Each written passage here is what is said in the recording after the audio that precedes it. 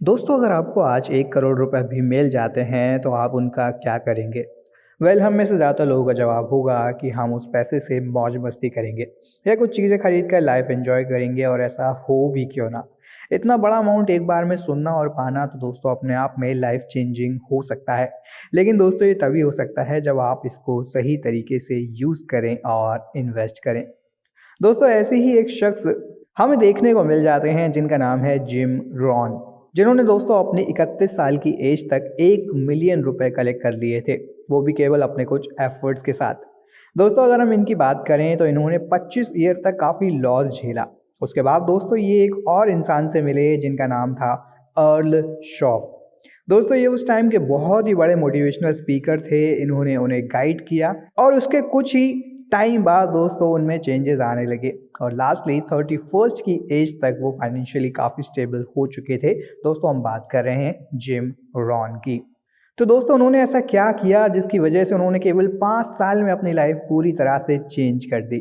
तो दोस्तों उन्होंने केवल अपने 7 स्पेसिफिक स्ट्रेटजीज को अप्लाई किया था अपनी लाइफ में, जो कि उन्होंने अपनी एक बुक में शेयर भी किए हैं। तो दोस्तों आज इस वीडियो में हम उनकी इस बुक के बारे में ही बात करने वाले हैं जिसका नाम है 7 Strategies for Wealth and Happiness, Power Ideas from America's Foremost Business Philosopher।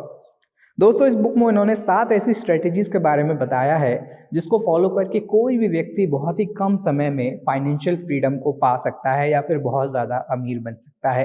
तो अगर आप भी जानना चाहते हैं कि जिम रॉन की वो 7 स्ट्रेटजीज कौन सी हैं जिसको उन्होंने अपनी लाइफ में फॉलो किया और जिनको आप भी फॉलो कर सकते हैं, तो इस वीडियो को अंत तक ज़रूर देखें। तो आइए दोस्तों सबसे पहले बात करते हैं 7 स्ट्रेटजीज में हमारी पहली स्ट्रेटजी के बारे में जो कि इन्होंने अपनी बुक में बताई है। तो दोस्तों इस पहली स्ट्रेटजी का नाम है unlock the power of goals.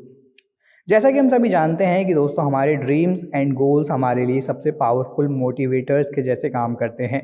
इसलिए जब आपका विजन और एम क्लियर होता है या फिर डिज़ाइंड होता है तो दोस्तों ये आपको उसे पूरा करने के लिए एक अलग ही टाइप की एनर्जी और क्रिएटिविटी भी पैदा करता है।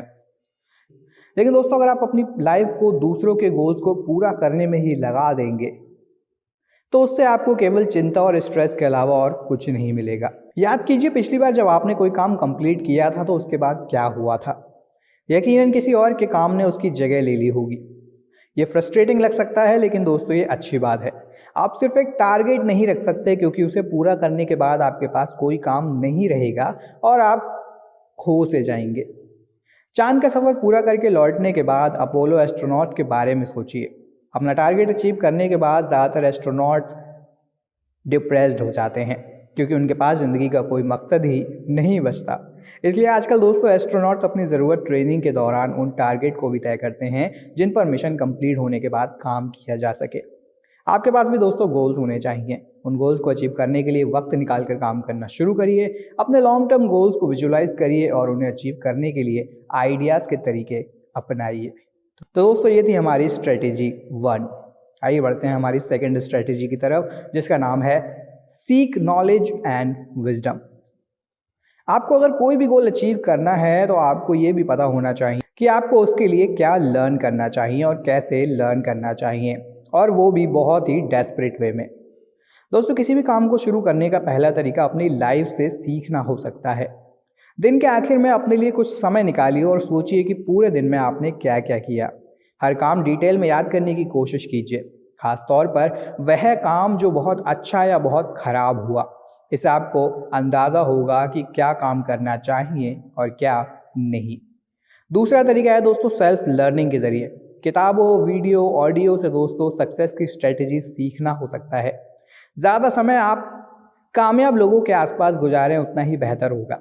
ऐसे लोगों का बिहेवियर ऑब्जर्व करने के लिए दोस्तों सेमिनार, वेबिनार वगैरह में हिस्सा लेने की कोशिश करिए।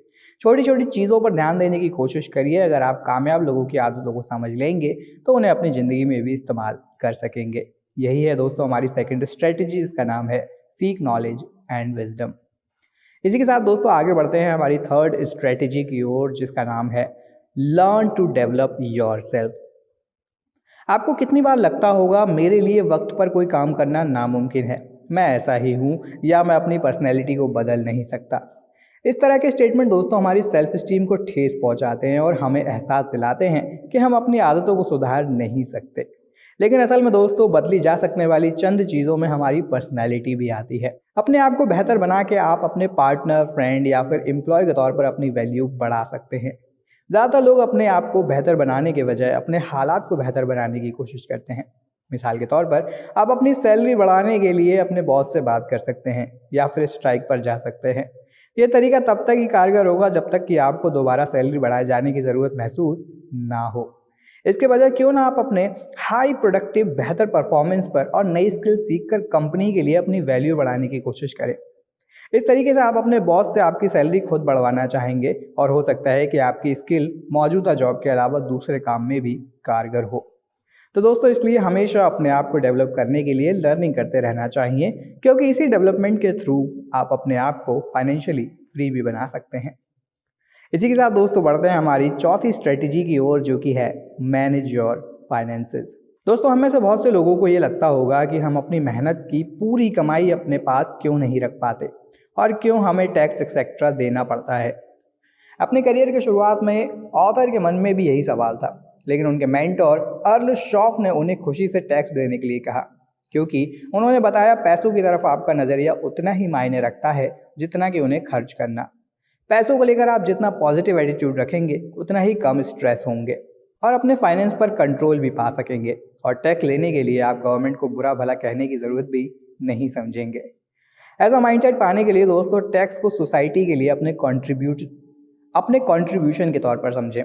अपने इनकम से कुछ हिस्से को देने के बदले आपको सेफ्टी, फ्रीडम और अपॉर्चुनिटी भी मिलती है। क्या आप अपने इस पॉजिटिव एटीट्यूड को बढ़ाने के लिए तैयार हैं? कोशिश कीजिए कि आप अपने खर्चों के फ़ायदों के बारे में सोचें। मिसाल के तौर पर जब आप कुछ खरीद रहे होते हैं तो अपने पैसे के ज़रिए आप इकोनॉमी में कंट्रीब्यूट कर रहे हैं। जब भी आप कोई बिल पे करते हैं तो आप अपना कर्ज और लायबिलिटी कम कर रहे हैं। टैक्स को लेकर सोच बदल जाने के बाद टैक्स के ज़रिए अपनी नेट इनकम भी बदली जा सकती है। इसके लिए आपको 70-30 रूल अपनाने की ज़रूरत है। इसका कॉन्सेप्ट बहुत ही ईजी है।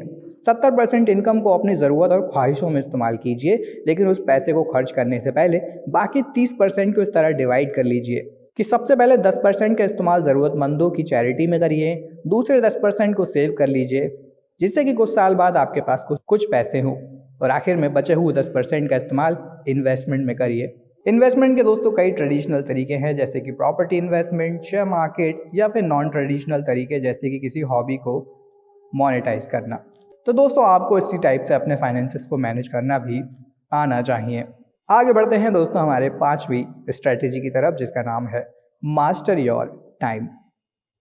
आप अपनी पर्सनल लाइफ और काम को बैलेंस करने के लिए क्या करते हैं?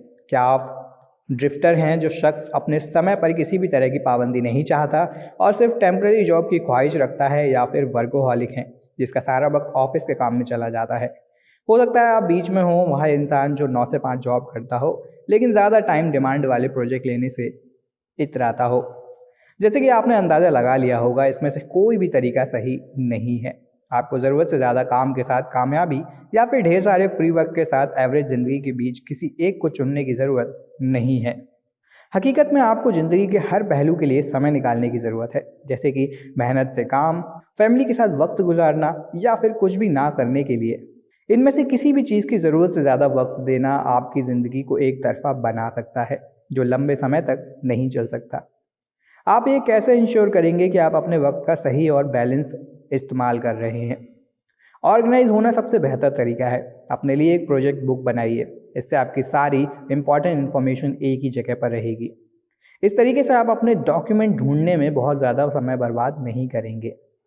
ऑर्गेनाइज्ड होने और अपने शेड्यूल के हिसाब से काम करने के लिए सख्त डिसिप्लिन की ज़रूरत होती है, खासतौर पर तब जब आपको टाइम के हिसाब से काम करने की आदत ना हो। लेकिन अगर आप कोशिश करेंगे तो आपको एहसास होगा कि कोई एक काम करने के लिए आपको दूसरे काम से कॉम्प्रोमाइज़ करने की ज़रूरत नहीं है। और यही थी दोस्तों हमारी strategy number 5, master your time. आगे बढ़ते हैं दोस्तों हमारी छठी स्ट्रेटजी की ओर, जो कि है surround your self with successful people. कोशिश कीजिए कि आप अपना समय अच्छे लोगों के साथ गुजारें। ऐसा चाहिए कि हमारे ऊपर संगति का असर होता है, इस बात का एहसास करें या ना करें। अगर आप ऐसे लोगों के साथ समय गुजारते हैं जिन्हें पैसों की कदर नहीं है, तो हो सकता है कि आप भी फजूल की खर्ची करना शुरू कर दें। अगर आपके दोस्त हर हफ्ते मैच देखने जाते हैं तो ज़्यादा चांसेस हैं कि आप भी उनके साथ जाना शुरू कर दें। यहाँ तक तो ठीक है, लेकिन अगर आपके दोस्त गलत आदतों के शिकार हो चुके हैं तो हो सकता है कि आप भी उन आदतों को अपनी ज़िंदगी में एक्सेप्ट कर लें। अगर आप झूठे और धोखेबाज लोगों के साथ रहते हैं तो हो सकता है कि आप उनकी इन हरकतों को नॉर्मल समझना शुरू कर दें। जब तक आपको उनकी गलतियों का एहसास होगा, आप भी वही काम करना शुरू कर चुके होंगे। ये मानना मुश्किल हो सकता है कि आपके दोस्त आप पर गलत असर डालते हैं, लेकिन अगर आप अपने साथ ईमानदार हैं तो आप ऐसे रिश्तों से डील कर सकते हैं। इस तरह से दोस्तों आपके माइंडसेट भी चेंज होगा और आप ऐसे लोगों के साथ रहना शुरू करोगे जो ऑलरेडी सक्सेसफुल बनना चाहते हैं। इसके साथ ही आता है दोस्तों हमारा 7वां और आखिरी स्ट्रेटेजी, जो कि जिम रॉन ने अपनी बुक में बताया है। 7वां स्ट्रेटेजी है लिव अ रिच लाइफ। हम अक्सर ऐसे सेलिब्रिटी और बिजनेस मालिकों के बारे में सुनते हैं जो बहुत पैसा होने के बाद भी अपनी ज़िंदगी में दुखी हैं। इतना कामयाब होने के बाद यह कैसे हो सकता है? हालांकि ऐसे लोगों ने अपने जीवन में बहुत कुछ हासिल किया होता है, लेकिन उनके पास जो भी है उसमें खुश रहना उन्हें नहीं आता। जहाँ काफ़ी लोग यकीन करते हैं कि पैसों से खुशियाँ नहीं खरीदी जा सकती, तो वहीं ऐसे भी लोग हैं जो कि सोचते हैं कि उनके पास जितना पैसा होगा वे उतने ही कॉन्फिडेंट और काइंड बनेंगे। लेकिन हकीकत में दोस्तों पैसा ना तो आपका किरदार बदल सकता है और ना ही आपके जीवन में सेटिस्फैक्शन ला सकता है। अगर आप जीवन से नाखुश हैं और इनसिक्योर फील करते हैं तो दौलत हासिल कर लेने के बाद भी दोस्तों आपकी खामियां अचानक से गायब नहीं हो जाएंगी। इसलिए हमेशा एक रिच लाइफ स्पेंड करिए और अपनी लाइफ के हर एक मोमेंट को एंजॉय करिए। तो दोस्तों ये हैं वो 7 स्ट्रेटजीज जिनको अपनाकर आप अपने लिए एक वेल्दी और रिच लाइफ जी सकते हैं या अपना सकते हैं। वीडियो आपको कैसा लगा हमें कमेंट सेक्शन में कमेंट करके ज़रूर बताएं। वीडियो पसंद आया हो तो लाइक और शेयर करें, चैनल को सब्सक्राइब करें और जुड़ें हमारे चैनल के साथ ऐसे ही और भी वीडियोस देखने के लिए। तब तक के लिए धन्यवाद।